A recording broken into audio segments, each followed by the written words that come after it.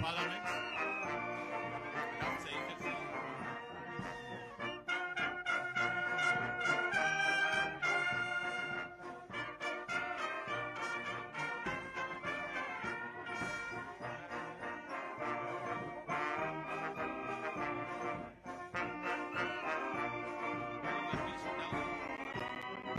Program that is going to be followed this afternoon.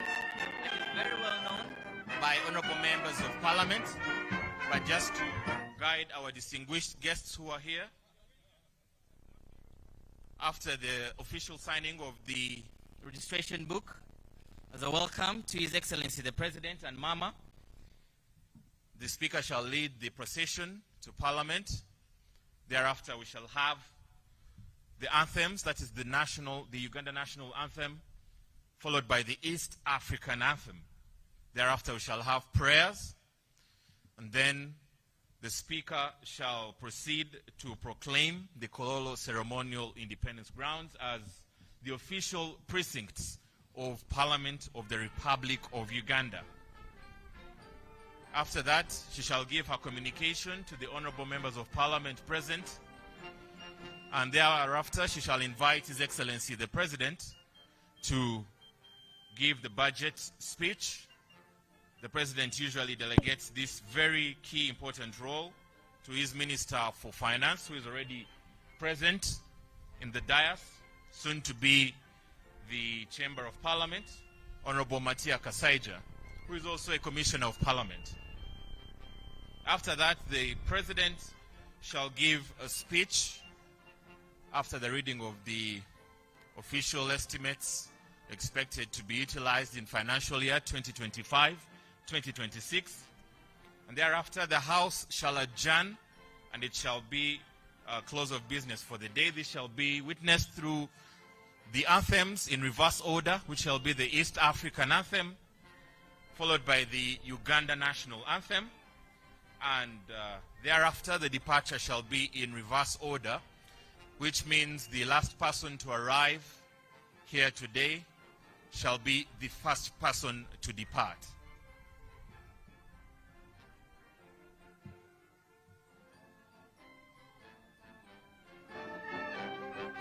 This is the second sitting of the first meeting of the fifth session of the 11th Parliament of Uganda, this Thursday afternoon, the 12th of June 2025.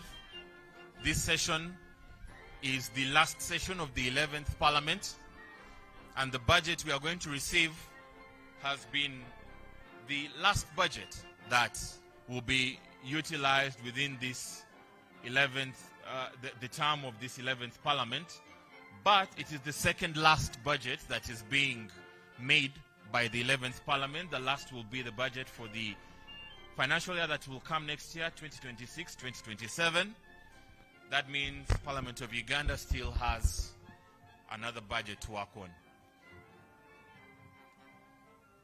His Excellency has concluded signing in the registration book, and now the Speaker shall bring us into the official business of Parliament.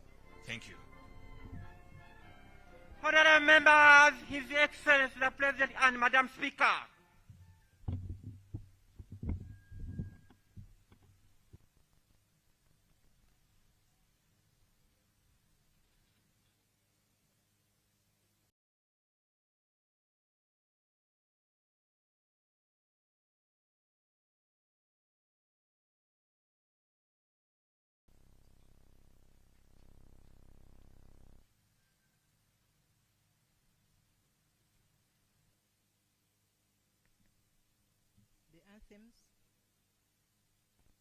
The anthems.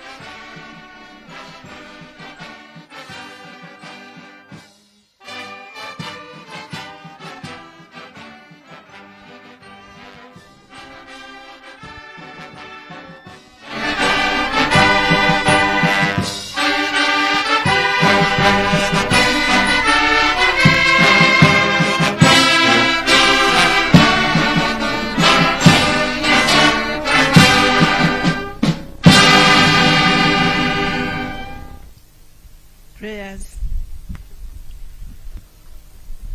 Almighty God, who in your infinite wisdom and providential goodness have appointed the offices of leaders and parliaments for the welfare of society and the just government of humanity, we beseech you to look upon with your abundant favor these your servants, whom you've been pleased to call to the performance of such important trusts in this land. Let your blessing descend upon them here assembled, and grant that they may, as in your presence, treat and consider all matters that shall come under that deliberation, in so just and faithful a manner as to promote your honor and glory, and to advance the good of those whose interests you have committed to that church. Amen. Amen.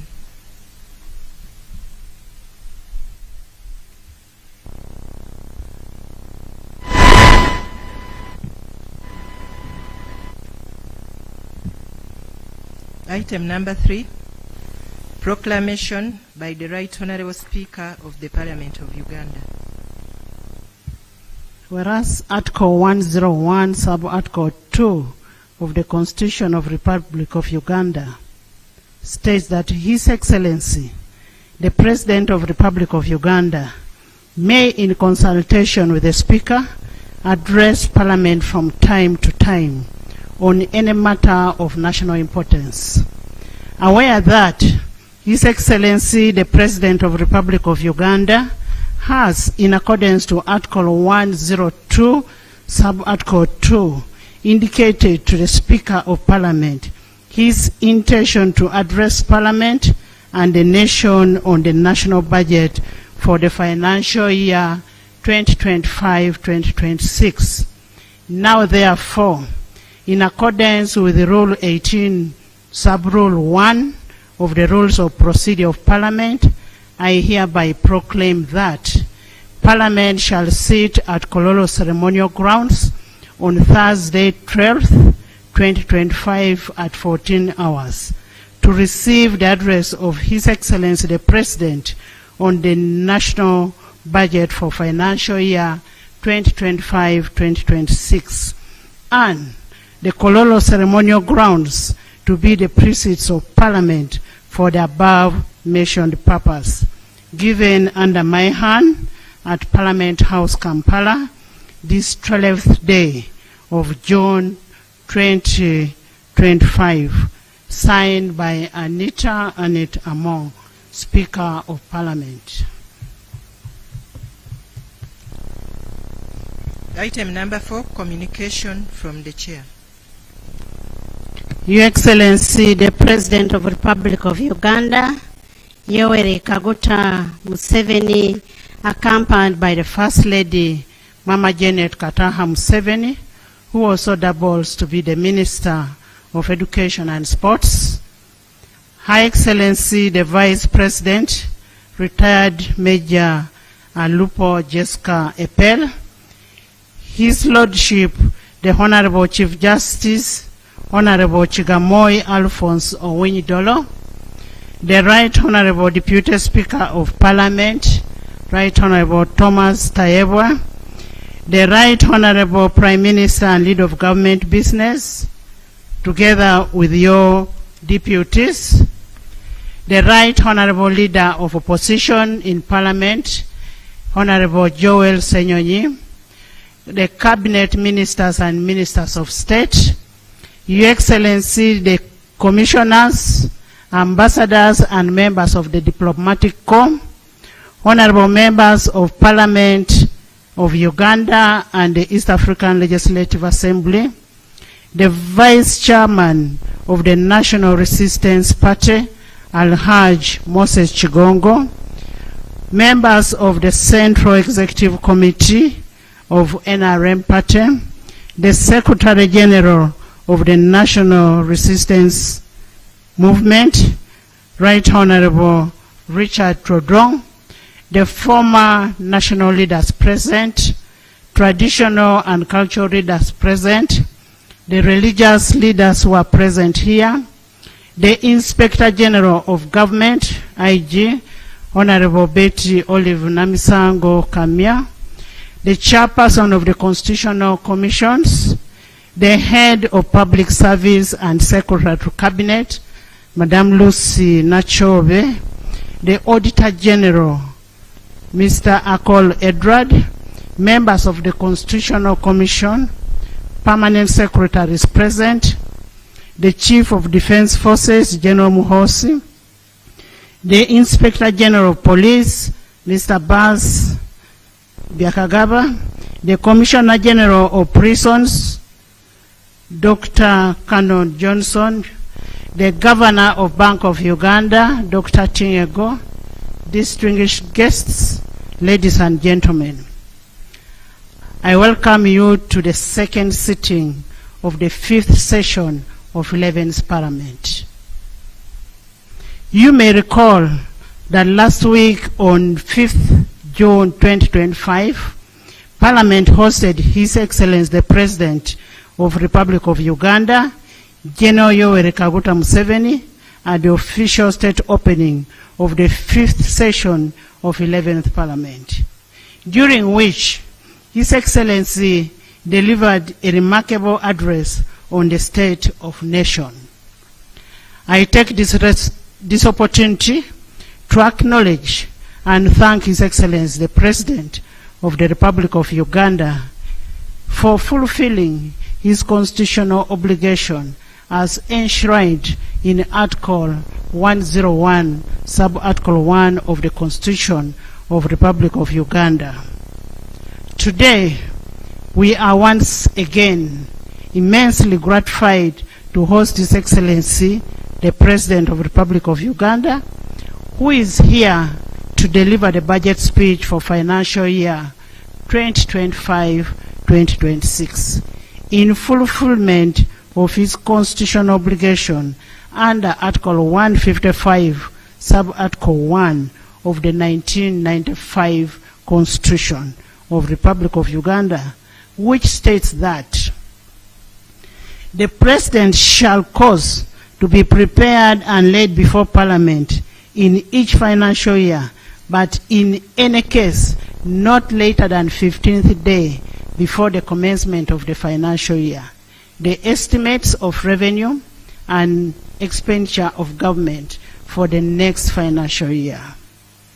Honorable members, today's budget speech is a culmination of the participatory budget process, which involves various stakeholders as guided by the 1995 Constitution, the Public Finance Management Act 2015, the National Audit Act 2008, the National Audit Act, the Local Government Act 1997. This participatory budget process is an avenue of the citizen involvement in policy decisions, resource prioritization and allocation, and the monitoring of the public expenditure. As a people-centered parliament, we commend the various stakeholders for making their input in the national budget, and we urge them to sustain the civic awareness and responsibility during the actual budget execution and accountability as well. Your Excellency, the Parliament of Uganda is cognizant of the people participation as a cornerstone for deepening democracy, which is a standing governance principle for our beloved nation. Your Excellency and honorable members, allow me to highlight some of the key milestones achieved by legislature during the budget consideration process. Pursuant to Section 9, 5, and 8 of the Public Finance Management Act 2015 and Rule 145 of the Rules of Procedure, the House approved the National Budget Framework Paper 2025-2026, 2029-2030 on the 30th day of January 2025. 2. Pursuant to Section 12 of the Public Finance Management Act 2015 and Rule 152 of Rules of Procedure, Parliament approved a ministerial policy statement for financial year 2025-2026 during the period of 9th to 16th April 2025. Pursuant to Section 8 of the Public Finance Management Act 2015 and Rule 157 of the Rules of Procedure, Parliament passed 7 tax and revenue bills on 13th and 14th May to enable the realization of revenue to finance the national budget for financial year 2025-2026. In furtherance to Section 14 of the Public Finance Management Act 2015 and Rule 158 and Rule 159 of the Rules of Parliament, Parliament approved the national budget for the financial year 2025-2026 on 15th day of May 2025. Your Excellency, the efficiency and effectiveness of legislature is as a result of constructive engagement between legislature, executive and judiciary, as well as the relevant stakeholders. I take this opportunity to greatly appreciate all the honorable members of Parliament, the front bench, the shadow cabinet, and all the stakeholders for their dedication throughout the budgeting process and ensuring that we do not only meet the legal and constitutional timeline, but also adequately interrogate the budget. Your Excellency, without preempting your speech on this day, I would like to highlight the salient issues that arose during the budget consideration process. 1, the need to strengthen the oversight over wealth creation funds, notably the parish development model, the youth livelihood, UWEP, SAGE, so that the funds actually reach their intended beneficiaries and attain the desired impact. 2, to strengthen the implementation and oversight of high-impact projects under the NDP4, so that the intended objectives are achieved.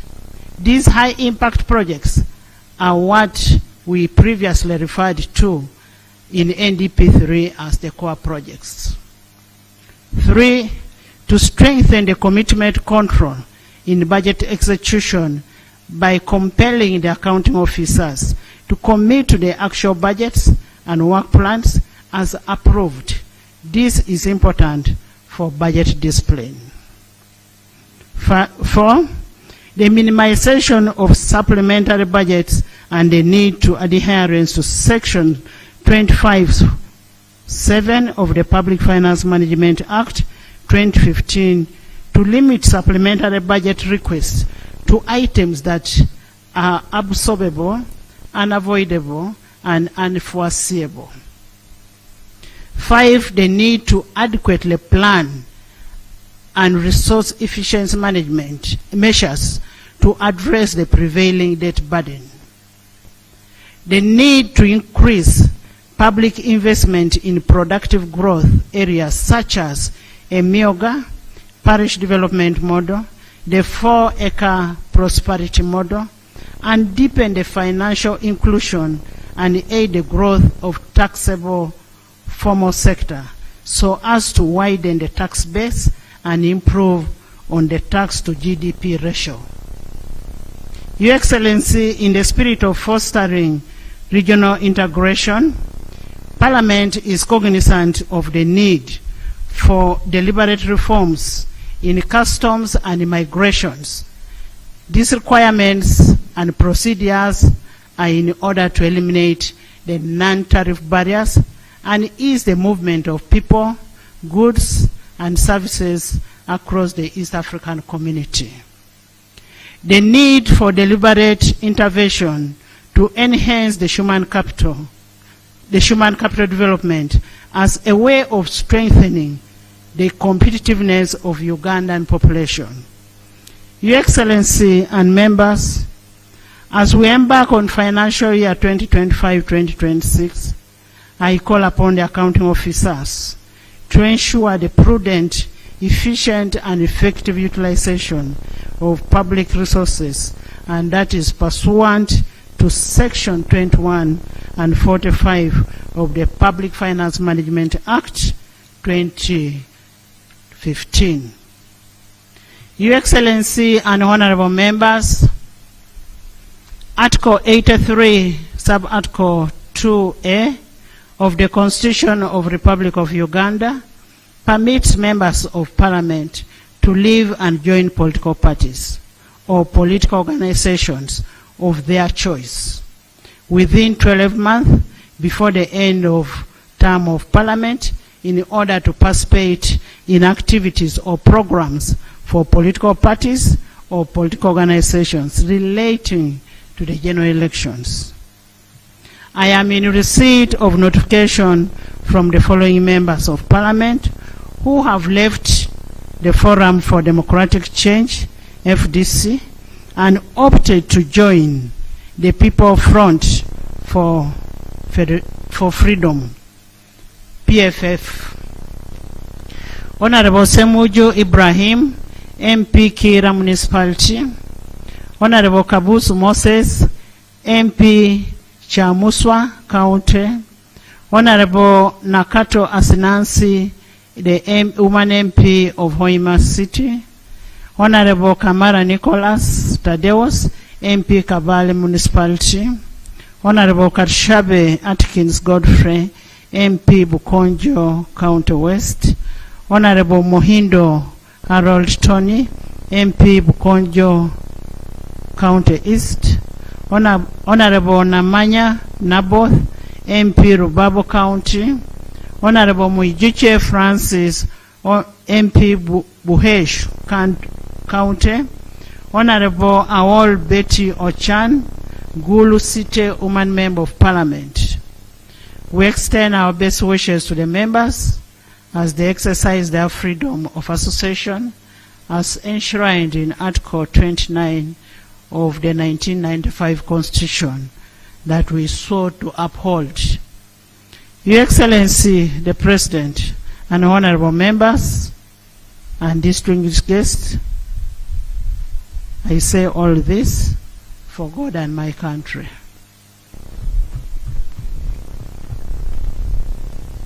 Item number 5, presentation of the budget speech by His Excellency the President of the Republic of Uganda. Honorable members, I have been duly notified that the Minister of Finance, Planning and Economic Development will deliver the budget speech on behalf of His Excellency the President, and thereafter the President will also give his remarks, additional remarks to what has been delivered. I now want to invite the Minister of Finance, Planning and Economic Development to deliver the budget speech. Honorable Minister.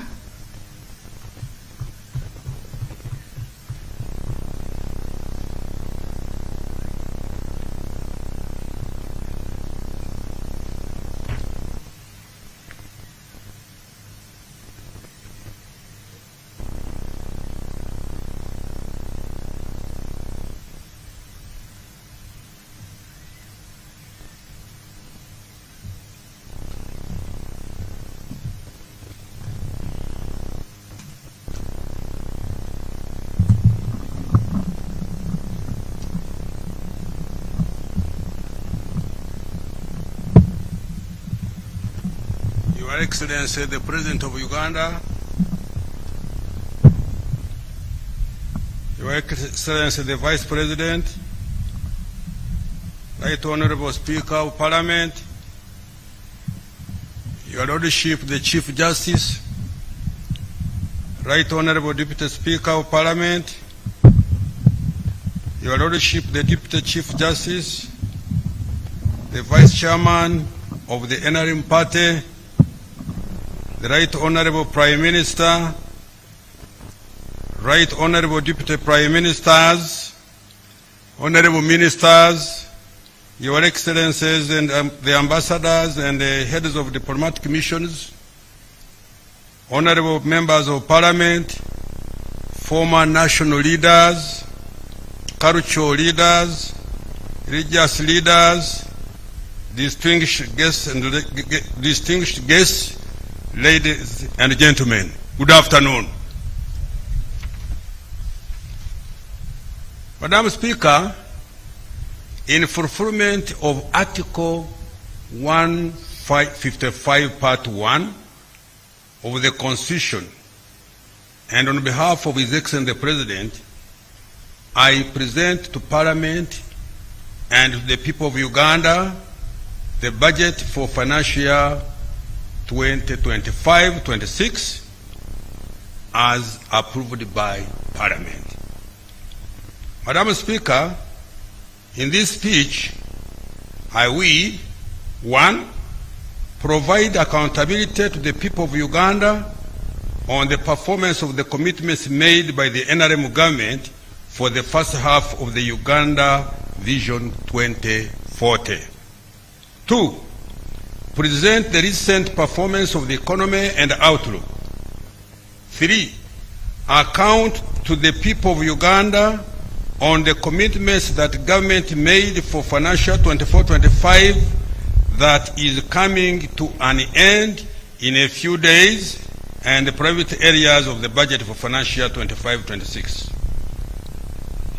4, highlight the financing strategy of the financial 25-26 budget. Now, accountability of the performance of the commitments made by the NRM government for the first half of Uganda Vision 2040. Madam Speaker, let me first congratulate His Excellency the President on his leadership that has built a resilient, stable, transformative, and competitive economy that is attractive to investors. Obugaro. Uganda is among the fastest growing economies in the world and is projected to become the fastest growing by 2031 according to the Harvard Growth Club. This is despite the various domestic, regional, and global shocks that have impacted us in the recent years. The growth is on account of a unique economic ideology championed by His Excellency the President, which is built on the 4 principles of socio-economic transformation, patriotism, Pan-Africanism, and democracy. Madam Speaker, the first half of Uganda Vision 2024 started in 2010 with the implementation of the first 5-year National Development Plan, and thereafter NDP 2 and NDP 3, which ends this financial year. The initial years of the NRM government before 2010, we dedicated to restoring sustainable peace, recovering and stabilizing a broken economy, addressing extreme poverty, and implementing reforms that liberalized the economy and created an environment for private sector to flourish.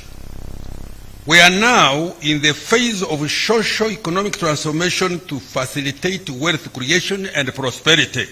Your Excellency, I thank and commend you for this.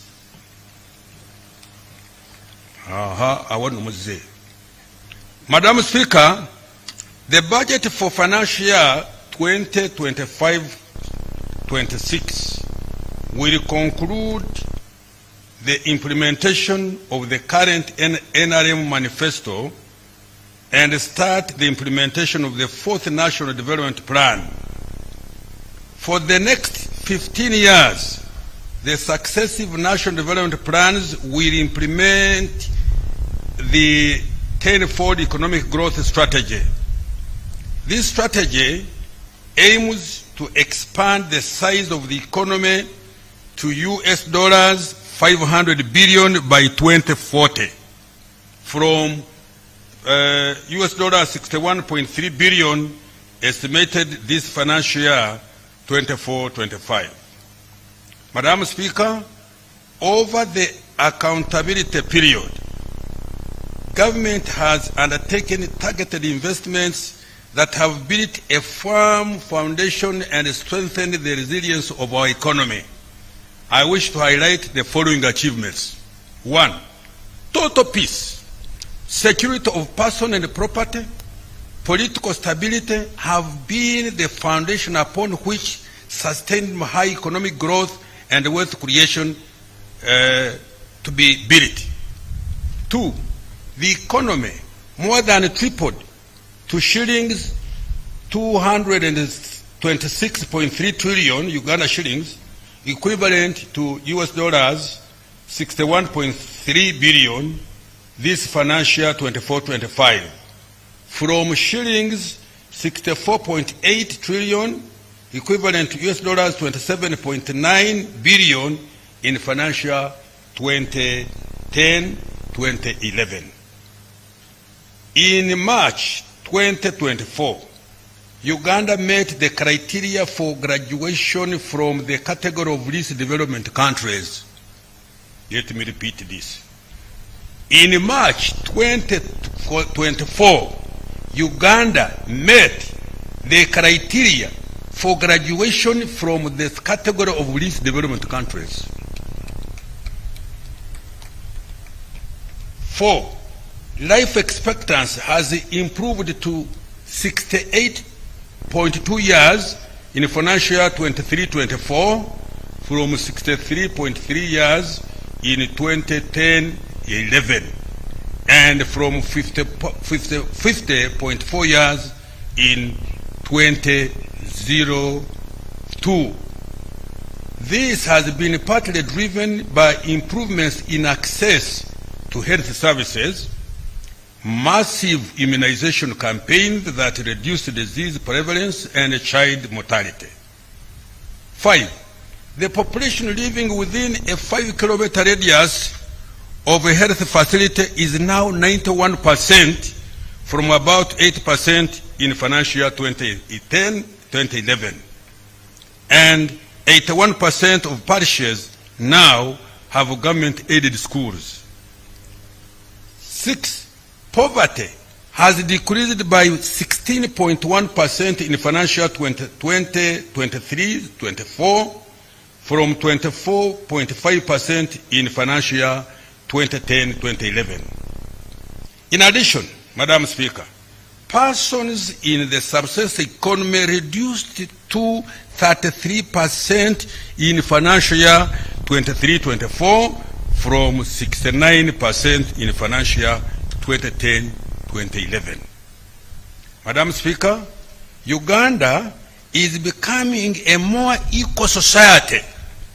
The results of the National Household Survey released by the Uganda Bureau of Statistics last month show that income inequality has declined significantly in the past 4 years. The Gini coefficient, which is a statistical measure used to determine the extent of income inequality within a population, has reduced to 36% from 41% in 2020. 8. Madam Speaker, Ugandans can now connect to all borders on tarmac and reach all parts of the country, east, west, south, north, by tarmac or improved madam roads. 9. Installed electricity generation capacity increased fourfold to 2,051 megawatts in financial year 23-24 from 595 megawatts in financial year 2010-2011. Consequently, the proportion of the population with access to electricity increased fivefold to 57% in financial year 23-24 from 11% in financial year 2011. The percentage of the population subscribed to the internet rose to 53% in 2022 from 1.8% in 2010, and the national ICT backbone infrastructure extended to 4,300 kilometers in financial year 22-23 from 1,380 kilometers in financial year 2010-2011. The economy has diversified from the traditional 3 C's, which are coffee, cotton, copper, and 3 T's, which are tobacco, tea, and tourism, to a more sophisticated economy. For example, Uganda has added 31 new products to its export basket in the last 15 years, including light manufactured products such as steel, processed food, cement, pharmaceuticals, dairy products, ceramics, and clothes. The number of manufacturing units, factories of various sizes, has increased by about 18,000 from 31,757 in 2010-2011 to 50,000 in financial year 2023-24. As a result, this has increased the share of manufactured exports significantly. Madam Speaker, Uganda's economy has been able to achieve all these milestones on account of the right strategy of the NRM government.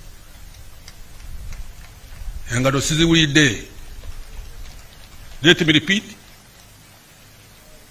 Madam Speaker, Uganda's economy has been able to achieve all these milestones on account of the right strategy of the NRM government.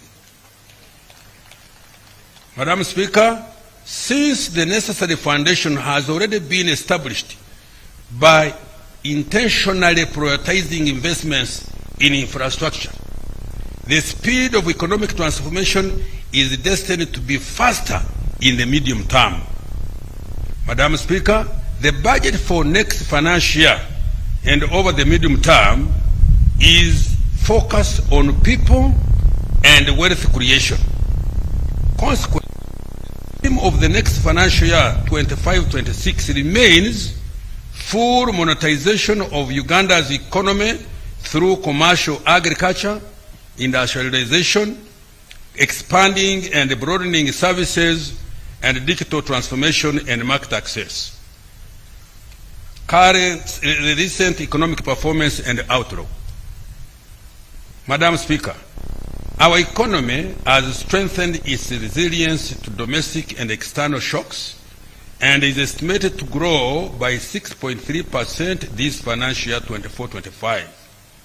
This is after recording growth of 8.6% in the third quarter of this financial year. Last financial year 23-24, the economy grew by 6.1%. In nominal terms, the size of the economy is estimated at shillings 226.3 trillion, equivalent to US dollars 61.3 billion in financial year 24-25, rising from shillings 203.7 trillion, equivalent to US dollars 53.9 billion in financial year 23-24. This is equivalent to US dollars 174.2 billion in purchasing power parity terms. My economists will tell you what that means. 12, Madam Speaker, this growth has broad-based, including this growth was broad-based, including in agriculture, industry, and services like ICT. This was on account of continued implementation of government interventions and sound fiscal and monetary policies that have supported private sector investment. Madam Speaker, the impressive economic performance has been driven by His Excellency the President's commitment and deliberate investment in wealth creation initiatives. I thank His Excellency the President for setting the tone and for providing leadership and direction. Madam Speaker, government has invested over shillings 9 trillion in key wealth creation initiatives over the last 10 years. These include Uganda Development Bank, 4.45 trillion, the Parish Development Model, shillings 3.3 trillion by end of financial 24-25, Emioga, shillings 553 billion, the Youth Livelihood Program, shillings 207.95 billion, the Small Business Recovery Fund, shillings 100 billion, the Agricultural Credit Facility, shillings 495 billion, the Youth Venture Capital Fund, shillings 12.5 billion, Uganda Women Entrepreneurship Program, shillings 168 billion, the Invite Project, shillings 800 billion, the Grow Project, shillings 824 billion, and Uganda Development Corporation 1.2 trillion, among others. Madam Speaker, the economy is expected to grow faster by at least 7% next financial year 25-26, and to double digits at the onset of oil and gas production. The size of the economy is projected to expand to shillings 254.2 trillion, equivalent to $66.1 billion in financial year 25-26. This will translate into a higher GDP per capita of US dollars 1,000. Let me repeat this. This will translate into a higher GDP per capita of US dollars 1,324 next financial year compared to US dollars 1,263 GDP estimated for this financial year ending the 30th June this year. Inflation. Madam Speaker, inflation is under control. For the year ending May 2025, the speed at which prices of goods and services rose slowed to 3.4% compared to 4.1% in the same period of the year ago. The slower pace of the increase in domestic prices was due to good export performance and FDI inflows, which led to a stable shilling, increased food production driven by good weather and the parish development model, and the close coordination of the fiscal and monetary policies. In addition, a reduction in the global prices of petroleum products also contributed to the lower prices. The country has been able to benefit from these lower global prices because of the direct importation of petroleum products by the Uganda National Oil Company, UNOC, which removed middlemen in the petroleum supply chain. Therefore, inflation is expected to remain below the policy target of 5% per annum. Now, exchange rates. Madam Speaker, despite global uncertainties, the Uganda shilling has been among the few most stable currencies in Africa.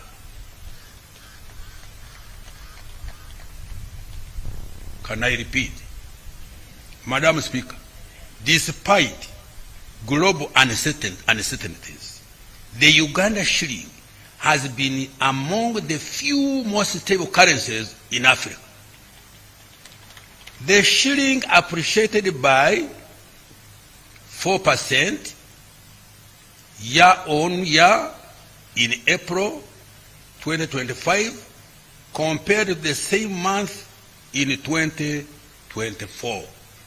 Uganda's shilling has been ranked the most stable currency in Africa, according to the International Financial Statistics Division of the IMF. This resilience is due to good export performance, strong inflows of foreign direct investment, and tourism receipts. Now, interest rates. Madam Speaker, the price of money has reduced to an average of 17.7% per year in March 2025 from 18.1% in November 2024. This decline was partly driven by a slight reduction in the Bank of Uganda's reference interest rate and increased lending at lower interest rates to lower risk borrowers. Private sector credit. Madam Speaker, the stock of private sector credit grew to shillings 23.3 trillion in March 2025 from shillings 21.9 trillion in June 2024. This represents growth of 6%. Although this is low, it is expected to increase as private sector activity and household demand continues to recover. Madam Speaker, contrary to conventional economics that government borrowing crowds out private sector credit, Uganda's government borrowing has instead availed cheaper and patient capital to the private sector engaged in wealth creation initiatives. Government borrows from commercial banks at relatively high rates and avails financing to the private sector in strategic sectors at relatively low or no interest rates. Government has provided direct credit to the private sector and household to supplement credit from commercial banks and other financial institutions through PDM, Emyoga, Youth and Women Livelihood Funds, Women Enterprise Support Funds totaling shillings 9.1 trillion, which is equivalent to 3.6% of total domestic economic output in financial 24-25. External sector development. Madam Speaker, total exports of goods and services for the 12 months of March 2025 is US dollars 11.8 billion from US dollars 9.56 billion for the same period in year 2024. Of these, exports of goods were US dollars 9.3 billion for the same period, up from 7.3 billion in March 2024, representing growth of 26%. The top exports include gold, US dollar 3.698 billion, coffee, US dollars 1.83 billion, which alone had an annual average growth of 84.9%.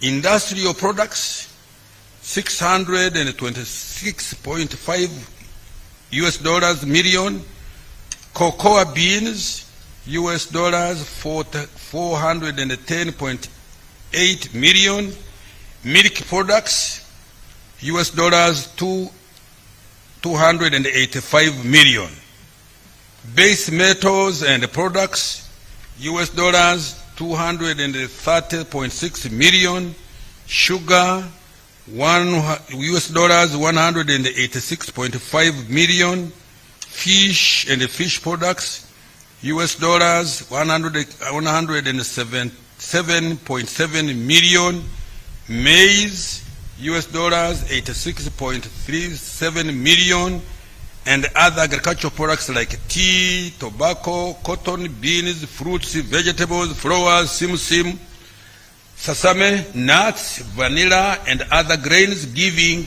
US dollars 575.9 million. Madam Speaker, this financial year, for the first time in the history of Uganda, coffee exports earnings not only exceeded the $1 billion mark, but are on track to double to US dollars 2 billion per year. While it took the country more than a century to reach US dollars 1 billion earnings per annum from coffee, it has taken just 1 year to double these earnings. This is an example of the kind of economic leap envisioned under the tenfold growth strategy. I therefore implore Ugandans to grow more coffee and, most importantly, add value to our coffee before we export it for higher earnings. Madam Speaker, for the year ending March 2025, the Middle East was Uganda's top export destination, followed by the East African Community, Asia, and the European Union. Uganda recorded large trade surpluses with the Middle East worth US dollars 186.3 million, and the European Union worth US dollars 117.7 million. The main export commodities to these markets were coffee, industrial, and mineral products. Madam Speaker, I wish to note that His Excellency the President, Madam Speaker, I wish to note that His Excellency the President's message and deliberate strategy of increasing the share of manufactured exports in total exports has started producing positive results. New research by the Harvard Economic Growth Lab shows that Uganda has become more complex for its level of income. This means that while earnings from traditional exports like coffee are significantly increasing, their contribution to the total export basket is declining. New products that require more advanced production technology than that expected for our level of income are contributing an increasing share of our total exports. According to the study, in the last 15 years, Uganda added 31 new products to its export basket. Among these are ICT equipment, serums and vaccines, medicines, new pneumatic tires, batteries, gas turbines, electric integrated circuits, transmission apparatus for radio, telephone and TV, measuring instruments and instruments for physical and chemical analysis, and light manufactured products such as steel, processed food, cement, pharmaceuticals, dairy products, ceramics, and cloth. The country also has an opportunity of harnessing the production of 50 new complex products which are referred to as strategic bets. Tourism and foreign direct investment. Madam Speaker, tourism earnings have grown by 13.1% to US dollars 1.52 billion in 12 months to March 2025 from US dollars 1.36 billion during the same period in 2024. This impressive growth is attributed to the sustainable peace, increased competitiveness of Uganda's tourism industry, and government investment in strategic tourism infrastructure, including Uganda Airlines, remittances from Ugandans living and working abroad were US dollars 1.4 billion 12 months to March 2025, compared to US dollars 1.33 billion in the same period in 2024. 2024. Madam Speaker, Uganda has maintained its top ranking as one of the best investment destinations in Africa. Let me repeat this. Madam Speaker, Uganda has maintained its top ranking as one of the best investment destinations in Africa. Foreign direct investments were worth $3.4 billion in 12 months to March 2025, compared to $2.99 billion during the same period in 2024. This performance was due to improved competitiveness of our economy. Fiscal performance. Madam Speaker, revenue collection is projected at shilling 31.9 trillion this financial year ending June 2025, equivalent to about 14.3% of total domestic economic output, or GDP. Total expenditure outturn is estimated at shillings 51.53 trillion this financial year, excluding Bank of Uganda securities and domestic financing date rollover. The budget deficit is estimated at 7.2% of GDP. Madam Speaker, government plans to collect shilling 37.2 trillion in domestic revenue next financial year 25-26. This will finance about 60% of the national budget. The rest of the budget will be financed through borrowing and grants. Madam Speaker, government has stepped up efforts to mobilize domestic revenue. Going forward, emphasis will be put on the following. 1. Broadening the tax base through strategic investment in the opportunities in agro-industry, tourism, minerals, including oil and gas, science, technology, and innovation, including ICT, as well as interventions that support wealth creation and the growth of small and medium enterprises. Eliminating corruption at URA through punishing corrupt officers and taxpayers who collude with URA staff, as well as leveraging digital platforms to minimize human interaction. 3. Enhancing implementation of electronic fiscal receipting and invoicing solutions, which is combination EFRIS, digital tax stamps, rental tax solution, and regular audits, especially for transfer pricing. Combating smuggling at border points through extended surveillance using advanced technologies like scanners, drones, and tracking systems, with increased patrols in high-risk areas. Rationalizing tax exemptions to focus on only those that support industrial policy and introducing sunset clauses. Amending tax laws to close loopholes that cause revenue leakage and providing clarity to encourage voluntary compliance.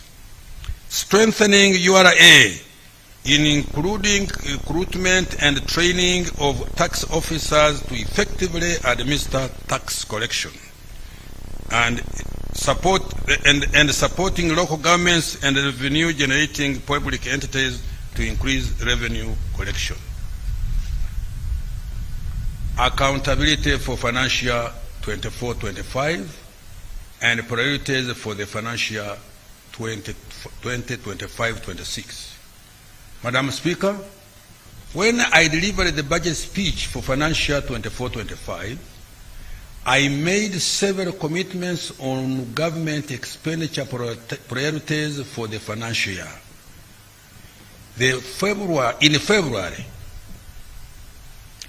February 2025, I presented a detailed semi-annual budget performance report of this financial year to Parliament in line with the law. In this section, I provide the highlights of what government has achieved this financial year to date. Madam Speaker, with respect to investing in people of Uganda, the following has been achieved. Let me repeat. Madam Speaker, with respect to investing in the people of Uganda, the following has been achieved. Health. Madam Speaker, during this financial year 24-25, the following milestones have been achieved in the health sector. 1. Government continued to invest in saving the lives of Ugandans by providing shillings 721 billion for healthcare supplies, general and essential medicines under the national medical stores.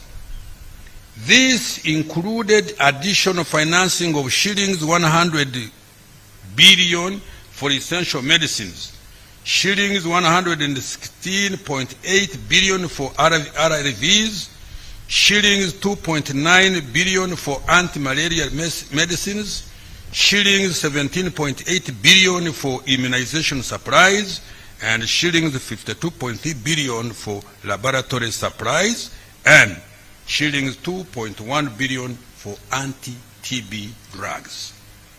Government continued to improve healthcare infrastructure and equipment. For example, we completed, equipped, and commissioned 3 regional blood banks in Hoima, Arua, and Soroti, operationalized 16 high-capacity oxygen plants across key regional referral hospitals, continued infrastructure development and equipping of the 2 specialized centers for cancer and cardiovascular care. Infrastructure development of Rubowa Specialized Hospital is now at 68% progress, and training of the specialists is ongoing. Constructed new maternity wards and the staff houses in the health center 2s that are being upgraded to health center 3s, distributed 20 digital X-ray machines to general hospitals, and installed CT scans in 14 out of 16 regional referral hospitals. Government implemented interventions for preventive health care, for disease prevention and promotion of healthy lifestyles. For example, trained and deployed community health extension workers across the country to deliver essential health education on hygiene and sanitation, nutrition and disease prevention, and to support routine immunization efforts. Undertook residual spraying in 13 districts, which protected the lives of 2.7 billion people and 560,000 households against malaria, and introduced the malaria vaccine into the extended program on immunization targeting children under 5 years of age. He improved the digitization of healthcare services by extending connectivity of the electronic medical record system in 4 national referral hospitals and 16 regional referral hospitals. This has improved patient record management, drug dispensing, and monitoring the attendance of health workers. Strengthened the national ambulance and emergency care system by providing additional ambulances to improve the national emergency response and referral system. Madam Speaker, to further improve the health of Ugandans, a total of shillings 5.87 trillion has been provided in next financial year 25-26. The priority intervention will include 1. Functionalizing health centers 4. 2. Strengthening primary health care and community health services. 3. Scale up of national e-health infrastructure. 4. Promotion of nutrition and education and reproductive health. 5. Continued deployment of community health extension workers. 6. Strengthening the national ambulance and emergency referral system.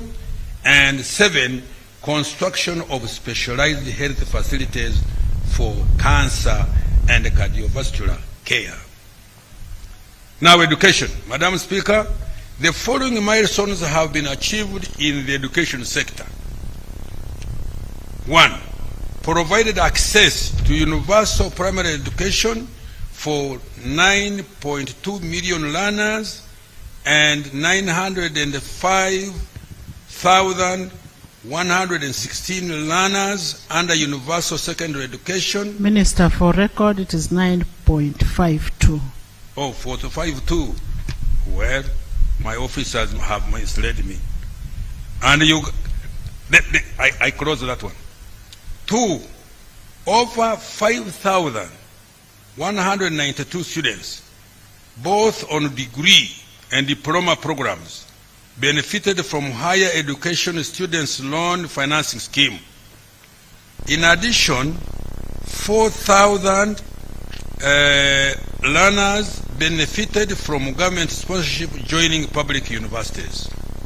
3, a total of 166 seed schools have been constructed under the UGFID program. 4, in preparation for CHAN and ACFON 27, government has so far spent shillings 496.8 billion for the construction of Hoima and Akibua Stadia, as well as the associated training facilities across the country. Government will spend a total of shillings 1.3 trillion to get these facilities completed. In addition, Mandela National Stadium has been upgraded, and government commissioned the National High Altitude Training Center, Teriyet, in Kapchorwa. In order to improve compliance with quality standards, government digitalized school inspections in all public schools and certificate awarding technical, vocational, education and training institution. To improve the qualifications and skills of primary school teachers to meet the new minimum education requirement of degree level, government has established the Uganda National Institute for Teacher Education, UNITE.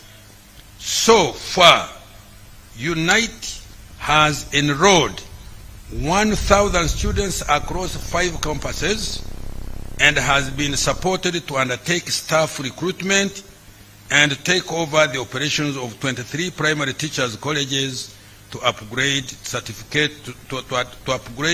certificate teachers to diploma level. Rolled out the abridged A-level curriculum to implement the competence-based curriculum for A-level. A total of 357 120 learners successfully completed the 4-year cycle under the new lower secondary educational curriculum and are transitioning to the new A-level curriculum. Implemented the TVET reform to increase industry participation in TVET training and delivery. A new TVET council, sector skills council, and secretariat have been established with representation from various sectors. Madam Speaker, next financial year, I have provided 5.04 trillion for priority interventions, which include 1, continuing to provide free education to Ugandans under UPE, USE, and universal post-O-level education and training. 2, providing sponsorship and student loans for higher education. 3, rehabilitation of 120 traditional secondary schools and 31 special need primary schools. 4, construction of 106 new seed schools and expansion of 61 existing secondary schools. 5, recruitment of more teachers and non-teaching staff. 6, strict enforcement of teachers and learners inspection across the country using an electronic system. 7, providing textbooks and instructional materials to improve the textbook to student ratio to 1.13 from the current 1 to 1.15.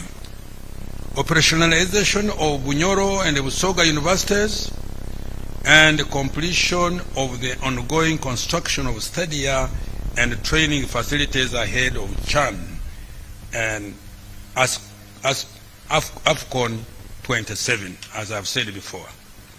Social protection.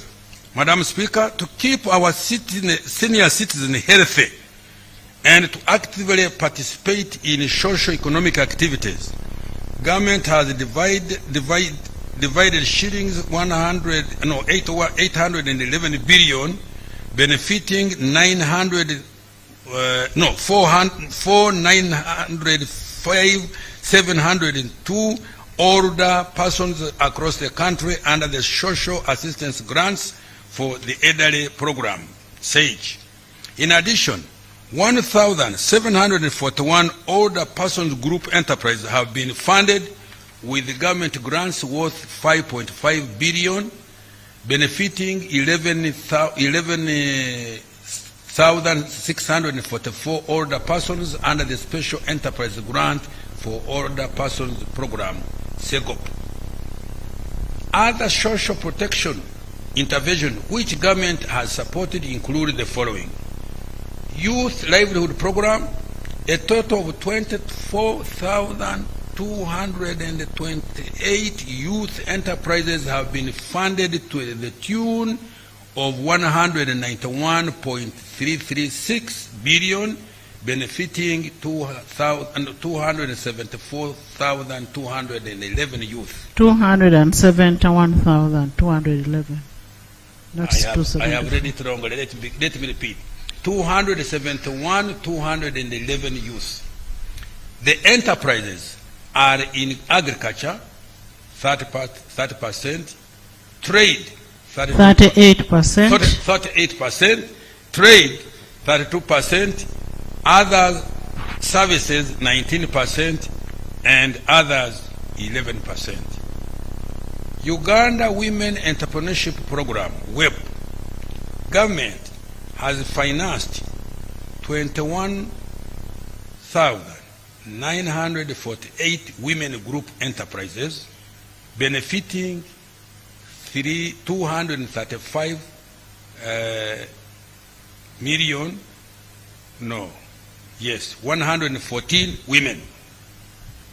National Special Grant for Persons with Disability to address high vulnerability and poverty levels among persons with disability. Government has supported 8,107 enterprises, benefiting to 50,900 person. 59,901. 59,901 persons with disabilities. Madam Speaker, I have provided an additional shillings 404.9 billion for social protection next financial year 2025-26. Water, sanitation, and environmental protection.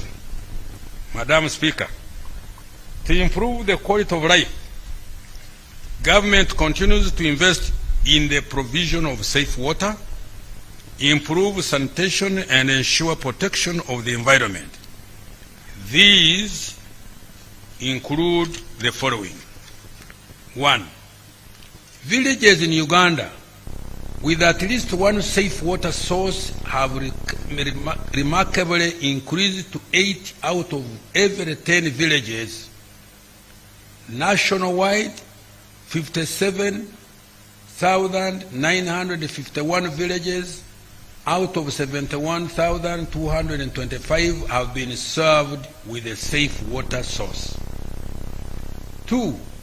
completed the construction of 259 medium and large solar-powered water supply and sanitation systems and gravity flow schemes across the country. 3. Construction of 42 large solar-powered water supply systems is ongoing in Agago, Yumbe, Amudat, Kabong, Kasese, Kakumiro, Sembabule, Kisoro, Rubanda, Mbulamuti, Bulambuli, Kyenkwanzi, Mubende, Kyegegwa, Buyende, Nakaseke, Namayingo, Rakai, and Buvuma. With regard to clean water, construction of piped town water supply systems is ongoing in 32 towns. These include Namasari, Kakingo, Kamuli, Ngoma Town, Lunya, Karogo, Phase 2, Ishaka, Mobilizing, Nyakashaka, Bukumi, Kanapa, and Odongei. Construction is also ongoing in Parabekar, Rhino Camp, Aradufile, Lubeli Refugee Settlement, Bulori, Nyanseke, Busale, Kibuzi, and expansion in 2 towns of Kiboga and Zigoti. Other beneficiary towns are Lamuo, Lacheskot, Ir, Lorenga Kora, Chora, Manafwa, Butaleja Busorwe, Terinyi, Kibuku, Kadama, Budaka, Kaliro, Namungarwe, Lukungiri, and Obongi. Construction of various water supply systems in 26 districts is at varying levels of physical progress. These include Manafwa Town Council and installation of solar packages that is ongoing in Loslang, Kasawo, Phase 1, Kaburabwizi, Phase 1, Bukumi, Bulangira, and Kyebando, Kasimbi, and Busale Town. Also, government is starting the development of new piped water supply systems in Rwanda, Kabale, Albetong, Nakasongola, Kamuli districts, among others. Madam Speaker.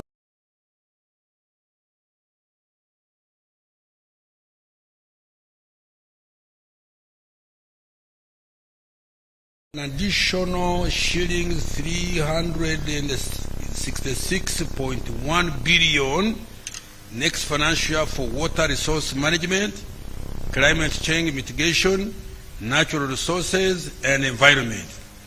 The priority interventions include construction of water supply infrastructure to increase service in the underserved communities in rural, urban, and refugee settlements.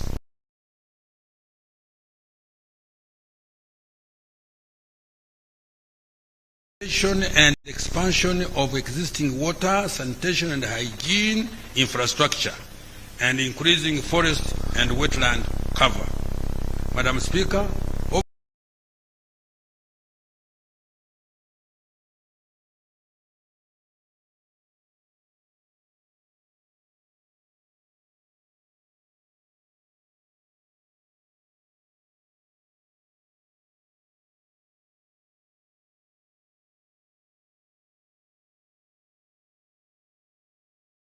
a total of shillings 11.44 trillion next financial year towards investing in the people of Uganda through health, education, social protection, and water and sanitation.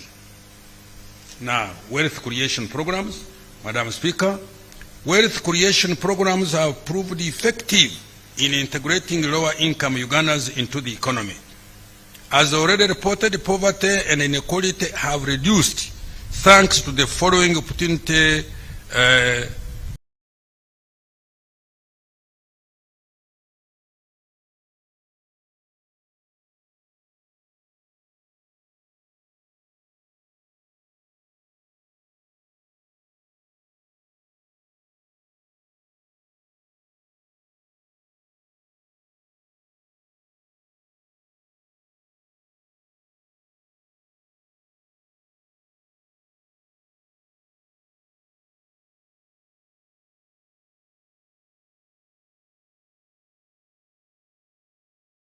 this year, a total of shillings 3.